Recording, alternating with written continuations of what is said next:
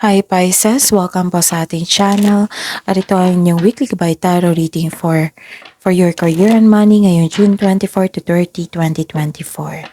So this is for you Pisces, June 24 to 30, 2024. Career and money niyo po. Please be reminded kung nakaresonate kayo, comment down. Kung hindi kayo nakaresonate, ibigay niyo po sa iba kasi channel reading po ito.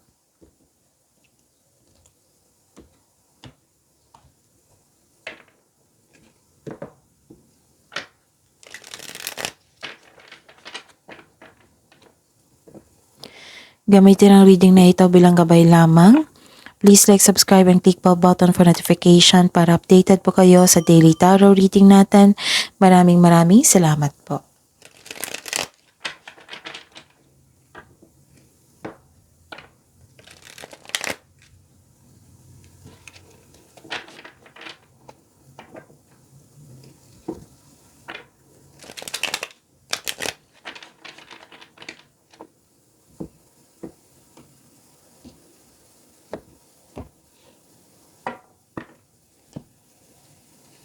Spirits Guide, mga ganap po sa career and money ngayong week na ito, June 24 to 30, 2024. Para po kay Pisces, I need 3 cards po.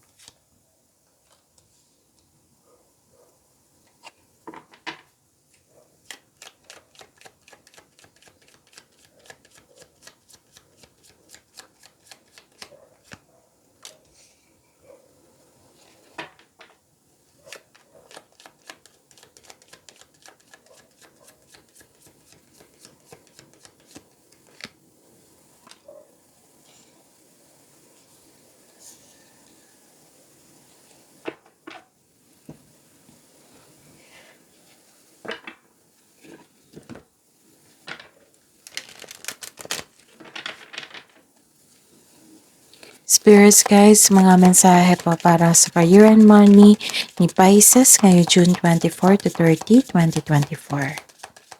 I need 2 cards po.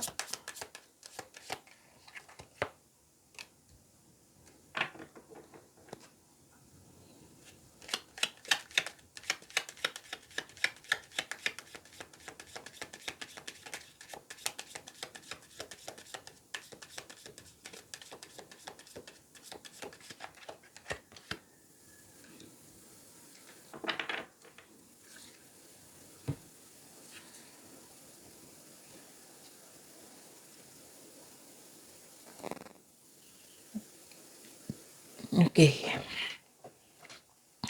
Pisces, ngayong week na ito sa career and money nyo, June 24 to 30, 2024, may nakita ko ditong nagkaroon ng sama ng loob, betting cut off of communication, hindi nag-uusap, nagkaroon ng harvest. Pero don't worry kasi may nagbigay ng support sa inyo dito. Nag-connect ka sa nature para maging balansehan yung energy, naging okay kayo. Kung like for example, stress kayo sa nakaraang araw, ngayon hindi na. Kasi may natanggap kayong support. Nagkaroon din ng growth, self-growth and spiritual growth. Siguro sinuko mo lahat yung worries nyo kay God. Kasi nakita ko dito nahihirapan kayo, nabibigatan, or you felt guilty. Ayun. So, may sacrifice din, gano'n. So, you felt guilty. So, I believe na sinuko nyo lahat yung worries nyo kay God. Kasi may nakita ko ditong connection. Okay? And may nakita ko ditong, ang mensahe pa para sa inyo is the beginning. We will start a new job and life. Clean sweep over. Hit the reset button. So, bagong simula. And love life, free from problems and money troubles. Enjoy the passion of love. Love and be loved.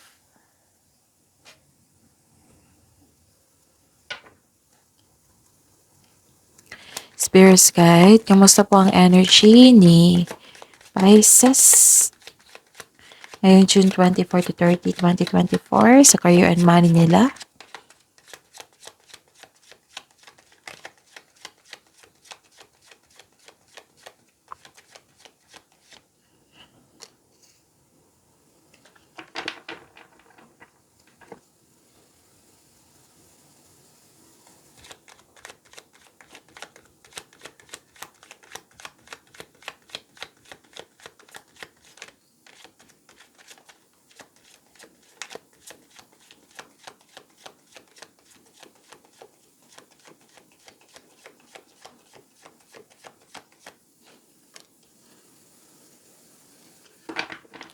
So this is daily reminder ha. Kung napanood nyo to ngayon, so panoorin nyo yung last 4 days na daily Gabay Tarot reading. Like for example, napanood nyo June 22. So panoorin nyo yung 17, 18, 19, 20. Oh, pwede din. Panoorin nyo. Basta kung may makita kayong naulit na mensahe dito, meaning kailangan yung bigyan niya ng atensyon, solusyon at aksyon. At sa mga suki ko dito na palaging humingi sa akin ng Monty Gabay Tarot reading. So, nais kong ipalam sa inyo na open na po yung July 2024 Monty Gabay Tarot reading. Okay, so PM niyo po ako for schedule. At sa mga bago dito na gusto mag-personal reading, meron tayong nakafocus sa career and money, nakafocus sa love reading or general. Oo. PM niyo po ako for inquiry and for booking. Na makikita niyo sa baba yung link. I-click niyo po yung link na yan para message niyo ako. Kung hindi niyo nakita, so comment link down para mabigyan kita ng instruction. Okay? So maraming salamat po, Pisces. Ang lakas ng confidence niyo dito. So tingnan ko muna ha.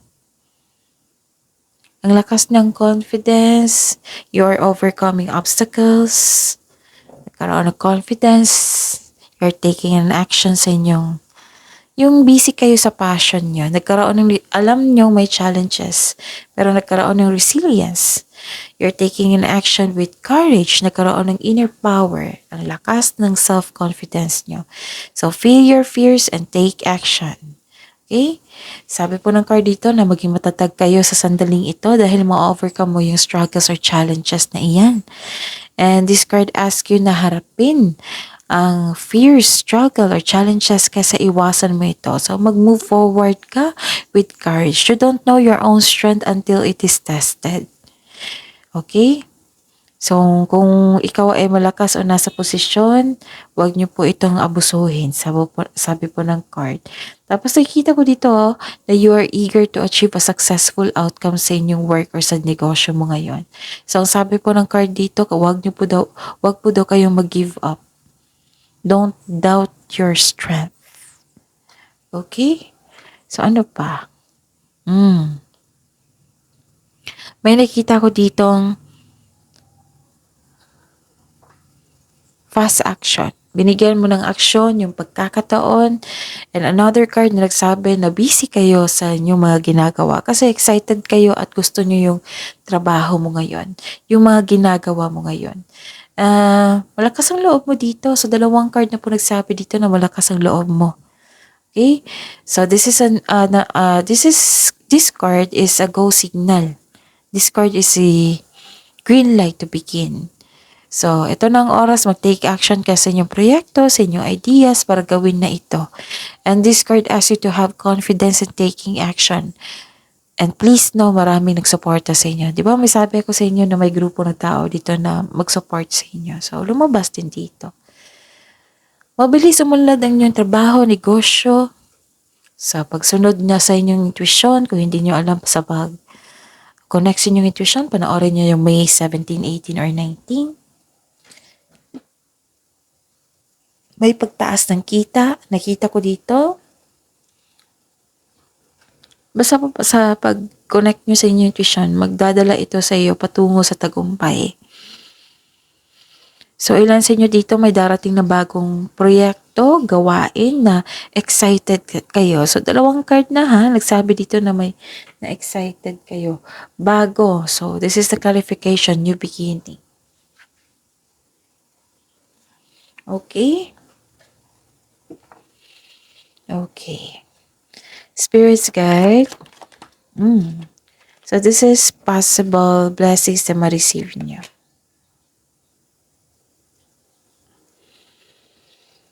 At lumabas nga. Kasi may sabi dito na alagaan ang inyong career and money. So, yun.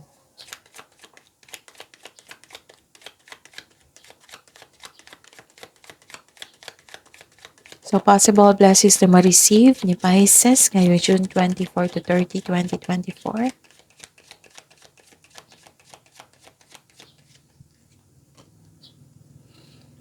Oh, ang ganda. Okay.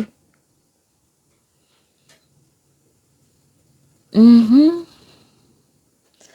May nakita ko ditong may concern kayo sa isang tao na naiinggit, nagseselos, or hindi marunong magpahalaga sa kanyang kaperahan, buhay, naging materialistic, pwedeng nag-overspend sa trabaho, nag-overspend sa kaperahan. So, instead of getting angry, have a conversation about sa expectation mo at make adjustment where necessary. Okay? Pwede din na may taong nanghihimasok sa inyong desisyon. And may nakita ko ditong at the end of the day, may nakita ko ditong happiness. May nakita ko ditong clarity, glory, satisfaction sa inyong mga ginagawa, positivity, and strength. So, another card ng strength, yung malakas ang inyong confidence. So, this is the happiest card. May success at achievement na parating. May parating na blessings na it will lead you to happiness. So, this is the clarification of your card. Here, may improvement sa health and sa connection sa isang tao. Naka-recover na kayo. May kaligayahan at kaaya-aya. May nakita rin ako ditong reunion, pag-uwi. Komportable kayo at secure kayo sa buhay. So, enjoy your success. So, may exciting opportunities dito na parating na magkakaroon ng financial growth para sa mga may trabaho, maka-receive kayo ng acknowledgement that you deserve. Sa mga negosyante dito, may bata kayong kliyente, customer na naging happy ka. Pwede din naging business partner mo yung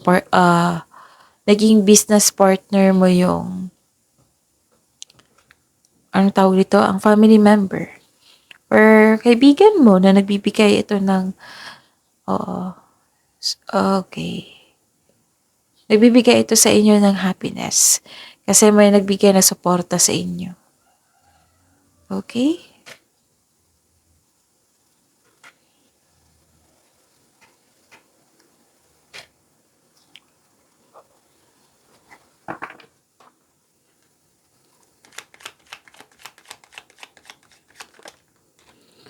Okay.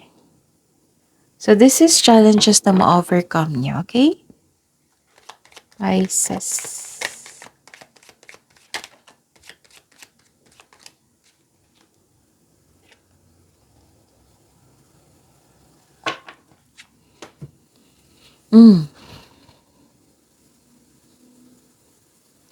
May nakita ko ditong disconnection. You're creating blockages. Challenges daw na ma-overcome nyo. Huwag kayong matakot sa challenges.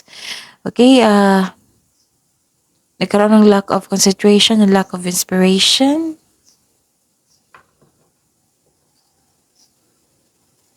Ayun, so okay. Kung marami kayong nararamdaman ngayon, lalo na't problema, yung nawalan kayo ng gana, yung parang may nawala sa iyo. So, huwag kayong mawala ng pag-asa kasi magiging happy naman kayo dito. Diba? May sabi ako kanina na magiging happy kayo. Okay? So, ayun. Ano pa? May nakita ko ditong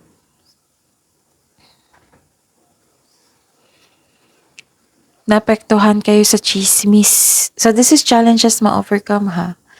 May matanggap ka na balita na hindi okay sa'yo. Nawalan kayo ng panatag. Dalawang card na puro sabi dito nawalan kayo ng panatag. May concern kayo sa isang tao na maaring bata pa ito sa inyo na nagre-reklamo tungkol sa kanyang mga responsibilidad sa buhay. Sa halip na bigyan niya ng atensyon at aksyon yung responsibilidad niya, mas nauna pa yung reklamo. Oo. So, maaaring siya yung nagbigay ng sakit ng ulo sa iyo. Okay? So, ayun. So, claim this card na yung happiest card natin na magkakaroon ng pagbabago, na mabigyan ng solusyon at busy kayo ngayon kasi maraming pagkakataon. So, kung nahihirapan kayo, let go of your worries. Okay? So that is your reading for this week, Pisces. Okay, see you tomorrow. Please like, subscribe, and click bell button for notification para updated po kayo sa daily tarot reading natin. Maraming salamat po.